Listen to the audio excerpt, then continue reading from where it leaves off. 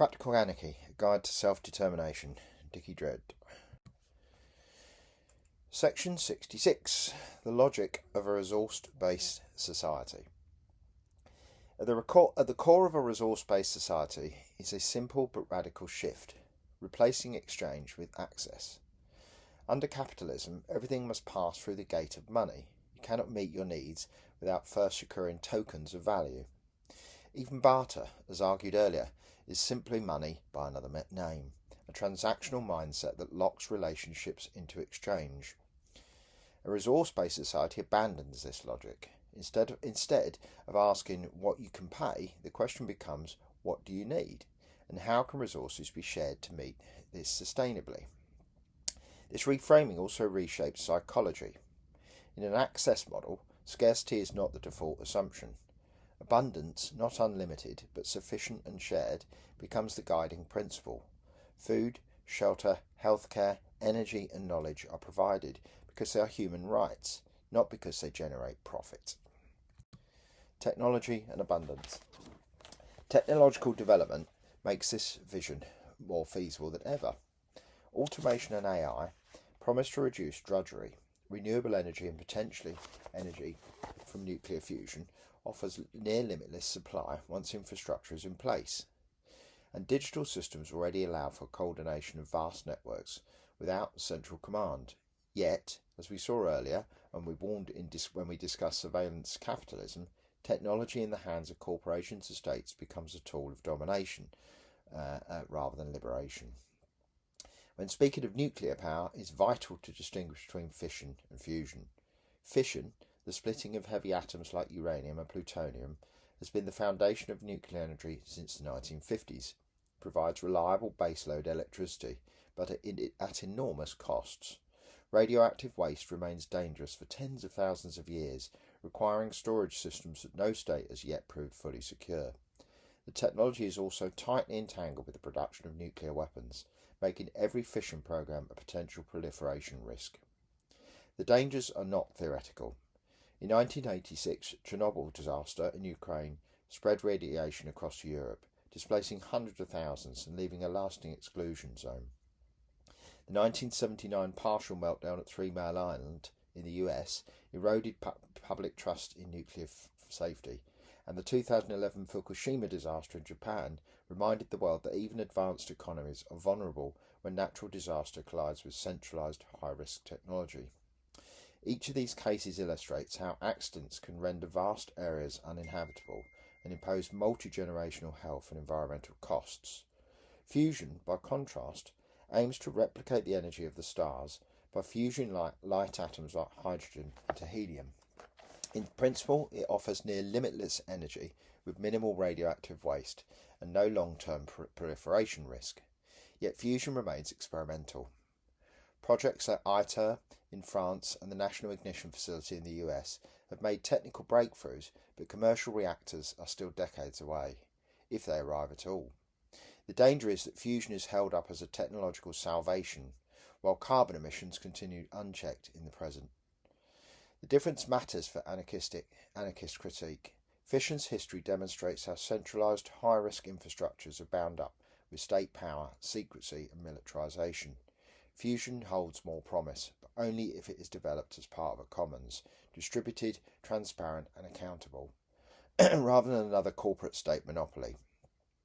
As was warned in earlier section on the discussion of surveillance capitalism, technology itself is never neutral. Its emancipatory potential depends on who controls it, how it is embedded, and for whose benefit it operates. The challenge then is not whether the tools exist, but who controls them.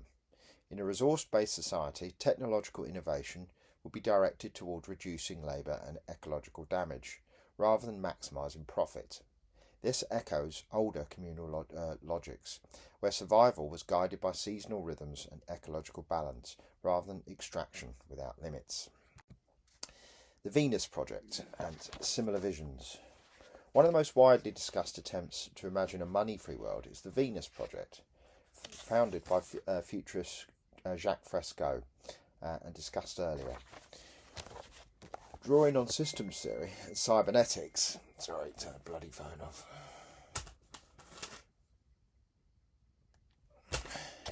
Christmas days, and there's loads of Christmas messages probably.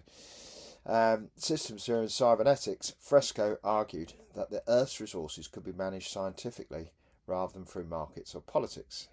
In his vision, cities would be designed for efficiency and sustainability, production automated and human needs met without money, barter or debt. Critics called it utopian, but for many it offered a coherent challenge to the assumption that money is permanent. Demonstrator projects to highlight the essential principles are already underway in the US. The Venus Project gained broader attention through the Zeitgeist movement, which emerged in the late 2000s. Sparked by a series of independent films, Zeitgeist the movie, 2007, and especially Zeitgeist Addendum 2008 and Zeitgeist Moving Forward 2011, the movement linked critiques of capitalism, central banking and war with Fresco's resource-based society proposals. At its peak, Zeitgeist chapters sprung up worldwide, hosting screenings, study groups and activism. The films were controversial, blending solid critique with conspiracy-tinged claims, but they succeeded in showing a mass audience that alternatives to money could be imagined at all. In doing so, they echoed earlier critiques explored in Chapter 5, and paved the way for discussions in later sections of this book about resource-based models and the challenges of making them real. Other projects followed similar lines, from open source movements in software and hardware to digital commons such as Wikipedia, to eco-communes experimenting with shared resources. The basic impulse has been the same: to prove that collaboration without money is both possible and desirable.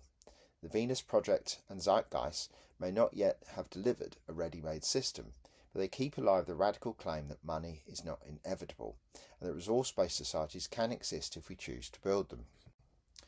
Principles of distribution. A resource-based society requires new principles of distribution. Instead of supply and demand mediated by money, allocation would be guided by need, sustainability and ecological limits. This requires institutions, but not the state. Federated councils of communities could assess resources locally and coordinate regionally, ensuring resilience without centralised domination. This stands in stark contrast to capitalism's reliance on endless growth. Where capitalism must expand to survive, a resource-based system would focus on equilibrium, ensuring sufficiency for all while safeguarding the biosphere. The principle would not be accumulation but balance. The risk, of course, is that such systems might reproduce new forms of hierarchy. That is why anarchist models emphasise decentralisation, recallability of delegates and horizontal federation. The same logic that once governed commons, feasts and redistribution will be scaled up using modern technology, but always grounded in local autonomy.